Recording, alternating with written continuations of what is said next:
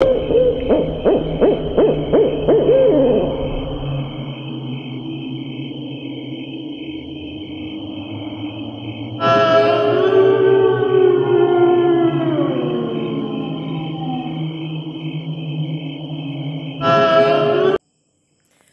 वालेकुम लिसनर्स, मैं हूं आप लोगों की होस्ट नौशीन और मैं अपने चैनल पर अपने सब लिसनर्स को वेलकम कहती हूं। लिसनर्स, कैसे हैं आप सब? आप लोगों का बहुत ज़्यादा शुक्रिया। आप लोगों की तरफ से मुझे बहुत ही अच्छा रिस्पांस मिल रहा है। इसी तरह से आप लोगों की सपोर्ट चाहिए मुझे, आप लोगों से इसी तरह से रिस्पेक्ट चाहिए ताकि मैं रोज़ आप लोगों के लिए खौफनाक कहानियाँ ला सकूं। कल वाली एपिसोड पर जितने भी लोगों ने मुझे कमेंट किया था उनका नेम इस स्टोरी के एंड में मैं ऑन एयर करूँगी, सो कीप लिसनिंग। आज मैं बहुत ही खौफनाक कहानी आप लोगों के लिए लेकर आई हूँ जो कि हमारी एक लोकेलिटी फेलो हैं, उन्होंने मेरे साथ शेयर की है। आज के एपिसोड शुरू करने से पहले मैं उन सब लिसनर्स को ये कहना चाहती हूँ जो लोग भी मेरी स्टोरीज़ को व्यू कर रहे हैं, मेरी स्टोरीज़ को सुन रहे हैं, मेरे चैनल को ज़रूर सब्सक्राइब करें, कमेंट करके मुझे अपना फीडबैक भी दें, मेरी स्टोरीज़ को लाइक करें। मेरे इस चैनल पर आप लोगों के लिए इसी तरह रियल बेस्ड खौफनाक कहानियाँ होंगी जो मैं आप लोगों के साथ शेयर करूँगी। बढ़ते हैं आज की खौफनाक कहानी की तरफ। जो हमारे लोकेलिटी फेलो हैं उन्होंने मेरे साथ ये कहानी शेयर की है। वो बताती हैं उनकी एक कज़न की शादी जिससे हुई थी, उनके हस्बैंड आर्मी में थे, उनकी पोस्टिंग किसी दूसरे शहर में हो गई तो उनको उनके साथ जाना पड़ गया। आर्मी की तरफ से जो क्वार्टर्स अलॉट किए जाते हैं वहाँ पर उन लोगों ने जाकर रहना था। वो एक पूरी कैंट एरिया में एक सोसाइटी होती है जहाँ पर वो क्वार्टर्स होते हैं, जहाँ पर सब आर्मी वाले जो होते हैं उनकी मिसेज और उनकी फैमिलीज रहती हैं। वो कहती हैं वहाँ पर नंबर ऑफ क्वार्टर्स थे बहुत ज़्यादा, सबका जो कंस्ट्रक्शन थी, स्ट्रक्चर था, सबका सेम था।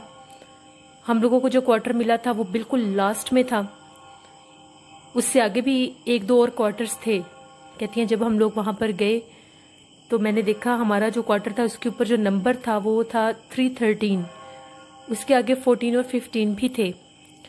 313 पर भी वो कहती हैं क्रॉस लगा हुआ था, जहाँ पर नंबर लिखा हुआ था उसके साथ एक क्रॉस था। 314 पर भी एक क्रॉस था और 315 पर भी एक क्रॉस था, लेकिन 312 पर कोई क्रॉस नहीं था। कहती है मैं थोड़ी सी कॉन्शियस हुई कि ये इतना वाज़िया से क्रॉस क्यों लगाया हुआ है। फिर मैंने इस चीज़ को इतना बॉदर नहीं किया। हम लोग उस घर में गए, उस क्वार्टर में गए, अंदर गए तो वो जगह साफ़ थी।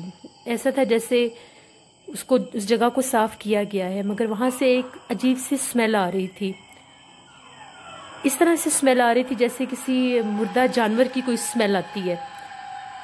कहती है मेरे हस्बैंड ने भी ये चीज़ नोटिस की कि यहाँ से बहुत अजीबोगरीब किस्म की स्मेल आ रही है। फिर भी हमने अपना वहम दूर करने के लिए जो सर्वेंट्स थे उनसे दोबारा सफाई वगैरह करवाई, मगर हमें कोई चीज़ ऐसी नज़र नहीं आई। वो कहती हैं वहाँ पर 2 रूम्स थे, उनके आगे किचन था, उसके आगे एक बरामदा था जिसके आगे ग्रिल्स लगी हुई थी, वो लॉक भी हो जाता था। उसके आगे एक सेहन था और जो किचन था वो बरामदे के एक कॉर्नर पे था। कहती हैं काफ़ी अच्छी कंस्ट्रक्शन में वो क्वार्टर्स बने हुए थे। ऊपर जाते थे तो एक रूम था और उसके आगे एक टेरेस भी बना हुआ था। वो कहती हैं कि मेरे हस्बैंड सुबह जाते थे और वो शाम को घर आते थे। सारा दिन मैं घर में अकेली होती थी। आर्मी की तरफ से जो उनको सर्वेंट्स मिलते हैं वो अपना काम करके चले जाया करते थे। वो कहती हैं जब भी मैं किचन में काम करने जाती थी मुझे ऐसा लगता था मेरे पीछे कोई आता है।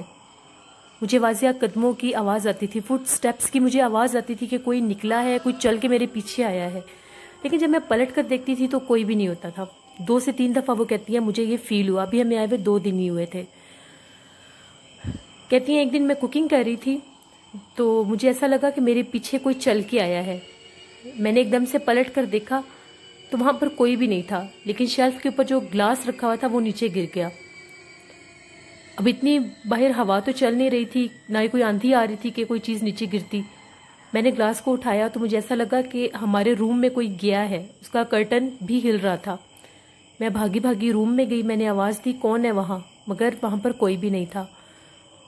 थोड़ी सी कहती हैं कि मैं डर गई। शाम के टाइम मेरे हस्बैंड आए तो मैंने उनको ये बात बताई कि इस तरह से मुझे फ़ील हो रहा है 2 दिन से मुसलसल, और आज तो बहुत वाजिया फ़ील हुआ है। तो उन्होंने मुझे कहा कि हो सकता है कि आप वहम कर रही हो, भरे हुए घर से जब इंसान एकदम किसी खाली जगह पर आता है तो वो थोड़ा सा साइको सा हो जाता है, तो ऐसी कोई बात नहीं है। फिर मैंने उनसे कहा कि इस क्वार्टर के बाहर क्रॉस क्यों लगा हुआ था, तो वो कह रहे थे कि तुम फजूल में वहम कर रही हो, ऐसी कोई चीज़ नहीं है यहाँ पे। मैं चुप कर गई।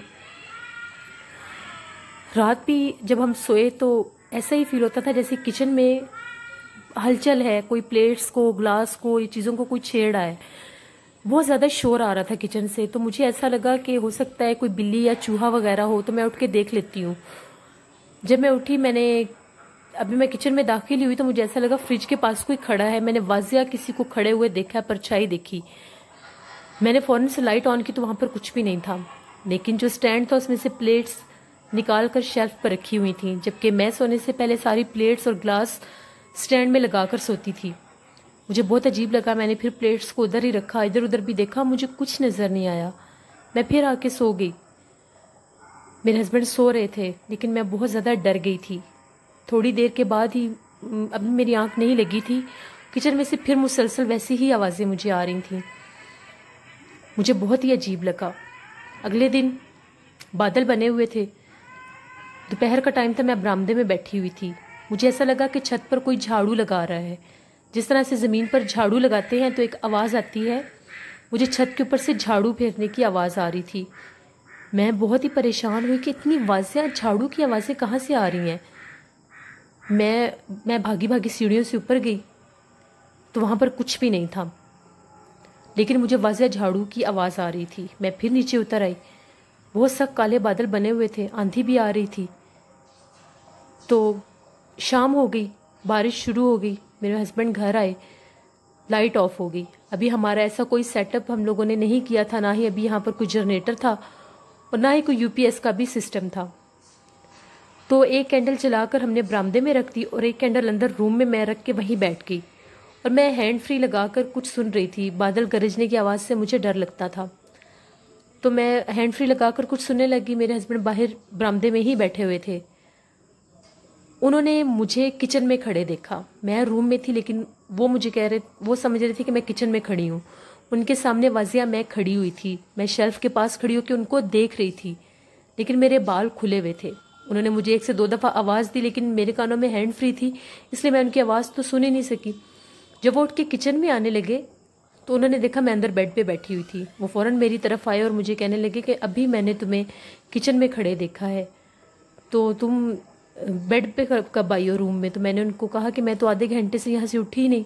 अब वो भी थोड़े डर गए थे। उन्होंने मुझे कहा कि अभी मैंने तुम्हें शेल्फ के पास खड़े देखा, तुम मुझे देख रही थी, लेकिन मेरे बुलाने पर भी मुझे रिप्लाई नहीं कर रही थी। अब ये बहुत ही अजीब बात थी। थोड़े से वो भी डर गए थे। बहुत शदीद बारिश हो रही थी, बादल गरज रहे थे, रात का टाइम था, काफ़ी रात हो गई थी, अभी तक लाइट नहीं आई थी। हम लोग सोने के लिए चले गए। गर्मियाँ थी, दरवाजे खुले हुए थे, ठंडी हवा आ रही थी।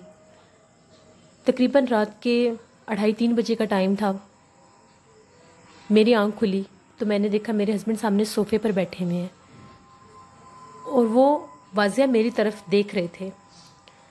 मैंने गौर से देखा तो मैंने उनको कहा कि आप इस टाइम यहाँ पर बैठकर क्या कर रहे हैं, मगर उन्होंने मेरी बात का जवाब नहीं दिया। मैं ये तो सोच भी नहीं सकती थी कि वो मेरे साथ सो रहे हैं, क्योंकि मैं तो उनको सामने देख रही थी। मैं उठने लगी तो मेरा हाथ उनको लगा और मेरे साथ सो रहे थे। जैसे ही मैंने उनको देखा, मैंने सोफे की तरफ पलट कर देखा, वहाँ पर कोई भी नहीं था। मैंने उनको जगाया और मैंने उनको बताया कि सामने मैंने आपको खुद बैठे देखा है। तो उन्होंने कहा कि थोड़ी देर पहले ये हैपनिंग मेरे साथ भी हुई है। अब मुझे भी यकीन हो गया कि इस घर में कुछ है। हम लोग बहुत डरे, हमने आयतुल कुर्सी पढ़ी, हमें बहुत खौफ आ रहा था। अब नींद तो आने का सवाल ही नहीं था। 2 दफ़ा हमने ये चीज़ देख ली थी। हम लोगों को वाज़ह फील हो रहा था बारिश में भी जैसे सहन में कोई चल रहा है। फिर मैंने उनको बताया कि आज छत से झाड़ू लगाने की भी आवाज़ें आ रही थीं। अब वो भी कॉन्शियस हो गए थे और वो मुझे कह रहे थे कि सुबह ही मैं इस क्वार्टर को चेंज करने की बात करूँगा। अगले दिन वो अपनी जॉब पर चले गए, ड्यूटी पर चले गए। नाश्ते के बाद मैंने सोचा जो 7 वाला 312 वाले हैं मैं उनके पास जाकर ज़रा पूछती हूँ कि यहाँ पर ऐसा क्या हुआ था। मैं गई तो मैंने दरवाज़ा नॉक किया, उनकी अंदर से कोई और थी, वो बोली, उन्होंने दरवाज़ा खोला। मैंने कहा कि मैं 7 वाले क्वार्टर से आई हूँ, तो आगे से वो मुझे कहती हैं कि पता नहीं वो उनकी मेड थी या कौन थी जिनसे मैंने मिलना था, वो घर पे नहीं है, आप थोड़ी देर के बाद आ जाए। मुझे ज़्यादा से ज़्यादा भी वहाँ पर लगे होंगे तो 5 मिनट लगे होंगे। जैसे ही मैं वापस आई मैंने अपना दरवाज़ा खोला क्वार्टर का, तो अंदर आई, दरवाज़ा बंद करके बरामदे से अंदर आई तो अंदर रूम में मेरे हस्बैंड बैठे हुए थे। मैं बड़ी परेशान हुई। मैंने कहा खैरियत, आज आप इतनी जल्दी आ गए हैं, अभी थोड़ी देर पहले तो आप गए हैं। तो उन्होंने मुझे कहा हाँ बस वैसे ही, और फिर उन्होंने मुझे कहा कि तुम मेरे लिए चाय बना दो। ये कह के वो 7 वाले रूम में चले गए। मैंने कहा ठीक है। मैं किचन में आई, मैं चाय बनाने लग गई। मैंने चाय बनाई, चाय बनाकर बरामदे में हमने टेबल और चेयर्स रखे हुए थे, मैंने वहाँ पर 2 कप चाय के रखे और मैंने उनको आवाज़ दी कि आकर चाय पी लें। 1 आवाज़ दी, 2 आवाज़ें दी, मगर कोई आवाज़ ना आई मुझे। फिर मैं उठ के रूम में गई तो मैंने कहा आपने चाय बनवाई थी, आके चाय पी लें। रूम में कोई भी नहीं था। अब मैं बहुत परेशान हुई। मैंने वॉशरूम का दरवाज़ा खोल के देखा, अपने रूम का दरवाज़ा खोल के देखा, मगर वहाँ पर कोई भी नहीं था। अब जो हालत मेरी थी वो मैं ही जानती हूँ। मैं इतना डरी कि मैं चीखें मारती बाहर निकल गई और मैं 7 वालों के घर गई, 7 वाले क्वार्टर में। मैंने उनको जाके बताया, मेरे हस्बैंड को कॉल की गई, फिर वो भी आ गए। उसके बाद मैं उस क्वार्टर में अकेली नहीं गई। हमने उसी दिन वो जगह चेंज कर दी। ये तो थी इनकी खौफनाक कहानी। वो कहती हैं मैं कभी भी वो दिन नहीं भूल सकती। और अब वो कहती हैं मैं समझ सकती हूँ कि इस क्वार्टर के ऊपर क्रॉस क्यों लगाया गया था। वहाँ पर ऐसे जिन्नात थे जो आप लोगों का रूप लेकर ही आपके सामने आते हैं। इसलिए ये थी उनकी खौफनाक कहानी जो मैंने आप लोगों के साथ शेयर की। अपना फीडबैक ज़रूर दें कि आपको कैसी लगी आज की खौफनाक कहानी। अब मैं उन लोगों के नेम्स ऑन एयर करूँगी जिन लोगों ने कल वाली स्टोरी पर कमेंट किए थे। सबसे पहले मुझे कमेंट किया था आयशा शेख ने इंडिया से, उनके बाद मोहम्मद अमार ने फैसलाबाद से कमेंट किया था, फिर साहिल हैं जो कश्मीर से कमेंट करते हैं, नीलम हैं जो सरगोदा से कमेंट करती हैं। ये सब हमारे रेगुलर लिसनर्स हैं। आप लोगों का बहुत शुक्रिया। आप लोग मुझे रिस्पेक्ट दे रहे हैं, अप्रिसिएशन दे रहे हैं। आप लोगों के लिए अब मैं ज़्यादा इंटरेस्ट लेके लोगों से उनकी खौफनाक कहानियाँ सुनती हूँ, पूछती हूँ, ताकि आप लोगों की समातों तक वो जा सकें, आप लोग सुन सकें। ऐसी बहुत सी खौफनाक कहानियाँ और भी हैं जो मैं अपने चैनल पर आप लोगों के साथ शेयर करूँगी। जो लोग मेरे चैनल को न्यूली विज़िट कर रहे हैं, मेरे चैनल को ज़रूर सब्सक्राइब करें। यहाँ पर बहुत सी खौफनाक कहानियाँ, हॉरर स्टोरीज़ आप लोगों के लिए हैं। इंशाल्लाह कल किसी और स्टोरी में आप लोगों के साथ मुलाकात होगी। अपना बहुत सा ख्याल रखिएगा, मुझे दुआओं में याद रखिएगा। अल्लाह निगहबान।